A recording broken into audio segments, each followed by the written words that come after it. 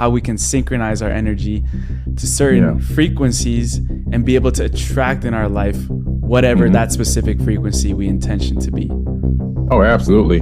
You talk about love, that's the highest frequency. 528 hertz is the highest frequency you can get in terms of operating and maneuvering on this planet in complete and pure power, and understanding how to maneuver and wield that power. But anything can be matched to a specific frequency. If you look at Albert Einstein's theory of relativity, and you look at a graphic of it, you'll see like a planet in space, and that planet in space is warping space-time around it. Just like space-time warps around our bodies, but the bigger the mass, the bigger the warping. Now what happens is when you have warped space-time, objects in space will fall towards the largest mass, okay? So this is how come asteroids and comets come streaming in toward the sun, right? Because they're falling towards the sun. Now, take out the planet and put your consciousness in that spot. It's so powerful that you have the capability of warping space-time with your consciousness. With your thoughts. And so if you perceive it that way, now whatever you think of, whatever you're focusing on the hardest is warping space-time, and the things that you're focusing on fall directly toward you. You don't run out to seek and chase after these things. That's the wrong mentality. The right mentality is to attract. If you focus on attracting, then you reach something that very few people ever attain. You achieve the ability to understand the true power that's already inside of you and how to draw things to you like a magnet. And so that's how I try to operate every single day. I don't try to chase, I try to attract. And I realized early in my life that this would work for anything I applied it to. And so I began to do my own thought experiments, and I would apply this same technique to other things. And it worked every single time. And I literally started to become a master at manifesting from a very, very young age, because I had that fundamental principle at an early age, and I just kept building on it and building on it. And the more I built on it, the more my belief system in myself became stronger and stronger, and understanding my own true power and how to walk in my own power became stronger and stronger, to the point now where, I feel like I could manifest things almost instantly. I mean, I have to really be careful what I think now, because if I think the wrong thing or say the wrong thing, it comes almost instantaneously. So I have to be very thoughtful and mindful of my own words and my own self-talk. If you could summarize that principle that you learned at a young age in like a sentence or two, what would it be? Yeah, I would say that understanding that if you want to focus on something to become your reality, you first have to focus on it, but then figure out what is the action that's going to help you get to that end result. And if you can find the action needed and then take that action, the end result is going to come to you. And it's going to also open other new doors, other new avenues in your life that you never thought existed. And then you'll be able to manifest those things that you need and want. They'll come right to you, right when you need them, and you'll be able to walk in abundance 24/7. So right. When we hear about raising frequency, I wanted to explain that with a little bit of science so people understand what is actually going on in that aspect. Exactly. If you look at a person's consciousness, right, you connect a EEG to the brain, you connect some sensors, you plug it into a computer, and you have them start doing random thoughts. We'll start thinking about being sad, or show them photos of somebody that that's sad or hurt or crying or ill or dying in a hospital. You can see that the frequency on the oscillation on the screen is going to be a very slow and wide frequency, a high trough and a low valley, but it's going to be spread out. And what's going to happen is they're operating at a low frequency biologically. You show people things that are energetic, happiness, excitement, joy, or get them to start saying those things, you're going to see the oscillations are going to be very, very tight and high and very close together, meaning that there's less space in between the cosine wave, which means they're operating at a high frequency. Their mind is at a higher frequency. They're in a different mind state.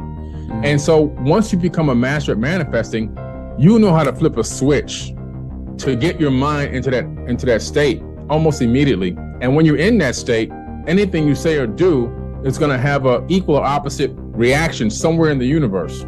So you understand that the mind is so powerful when you get on that high frequency state and you understand how to trigger it, and you understand that the mind is going to respond, high frequency is going to respond to a powerful mind and knowledge of self.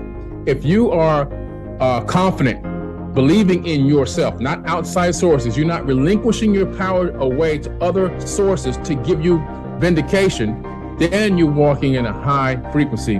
Once you start begging, hoping, and wishing out for other sources, other deities, other people to come in and save you, that's low frequency. What is going to be next in terms of technology for humanity right now? Well, we're going to be moving into frequency healing a lot sooner than people think. Frequency healing is the next big thing. Isolating, for example, a grouping of cancer cells, and then obtaining the subatomic frequency and the vibration of the atoms that make that cancer, right? And then creating a frequency that matches to cancel out those cells. So you destroy the cancer cells without destroying any surrounding tissue. We now know that cancer is vulnerable between the frequencies of 100,000 hertz and 300,000 hertz. So now we attack leukemia cells. Leukemia cell number 1 tries to grow a copy of itself, but the new cell is shattered into dozens of fragments and scattered across the slide. Leukemia cell number 2 then hyperinflates and also dies. Leukemia cell number 3 then tries to make another cancer cell. The new cell is shattered and the original cell dies.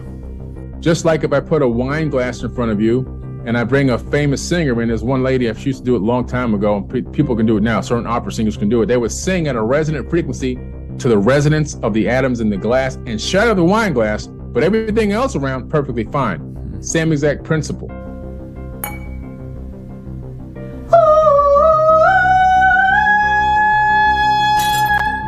How can we see beyond that and tap back into our power?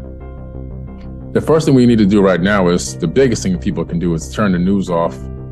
You know, you can still get news without watching the news. I get news all the time. I know everything that's going on, but I'm not watching the news. The news, it's programming, which is the right terminology. Programming is programming you in a way that raises your cortisol levels, spikes your fear, and once that happens, they can mold you and bend you at will. And so the first thing I would do is turn the news off. If you want to get specific information, do like I do. You create a specific feed on your online, or you go to specific blogs and you say, I only want to see this, this, and this. And I get my physics updates. I get some general news updates, something general stuff, nothing too deep that's going to destroy my insides. And then the second thing is, start looking at everybody as if you are them. As that's hard to do. I mean, everyone, you know, people who are the most, what we would consider to be saints, and people who we consider to be even the most evil. You have to look at every single person and realize that they are actually you from another perspective. And it doesn't mean that you're going to be best buddies with everybody, but at the same time, you're going to respect, you're going to honor, you're going to love every single person that exists on the entire planet. And you're not going to let some third-party programming come in and keep the divide and conquer tactic moving forward. And when people start realizing that everybody's all the same person from different perspectives, and you realize that when you're talking to somebody, like I'm talking to you, I'm really talking to myself. And when you're talking to me, you're talking to yourself. So how would you talk to yourself? Talk to someone as you would talk to yourself. And you begin to realize, wow, that adds another level of respect and dignity, which is really missing a lot right now. And then all of a sudden, you're going to start to see things begin to change. And when people realize that we're better together than apart, and analyzing again, I have to go back to biology. If we strip all of our skin away, we all pretty much look the same underneath.